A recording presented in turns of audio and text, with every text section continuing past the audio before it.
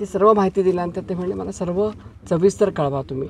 मला जे या कुटुंबियांना भेटल्यानंतर संपदांच्या कुटुंबियांना भेटल्यावर कळलं ते म्हणजे त्यांची तक्रार बेसिकली कुंपणच ज्याला शेत खातं त्याला न्याय कुणाकडे मागायचा, कारण ज्याच्याकडे ती न्याय मागत होत्या मग ते गृह खातं असो अथवा आरोग्य खातं असो त्या लोकांनीच त्यांना हॅरॅस केला असं त्यांचं म्हणणं आहे. आणि याच्यामध्ये कुठेतरी शंका अशी यायला लागली की ती खरोखरच आत्महत्या होती का हत्या होती ही शंका आता यायला लागलेली आहे. आणि त्यामुळे निष्पक्षपणे पातळीपणाने याची चौकशी झाली पाहिजे, SIT स्थापन झाली पाहिजे ही आमची मागणी आहे. आणि ह्याच्याही पलीकडे जाऊन जे SIT होणार आहे ती SIT सातारामध्ये नको तर आमच्या बीडमध्ये याची हे, कारण यांच्या कुटुंबियांना सातत्यानं त्रास होईल. त्या 2-3 प्रमुख मागण्या यांच्या कुटुंबियांनी केल्या.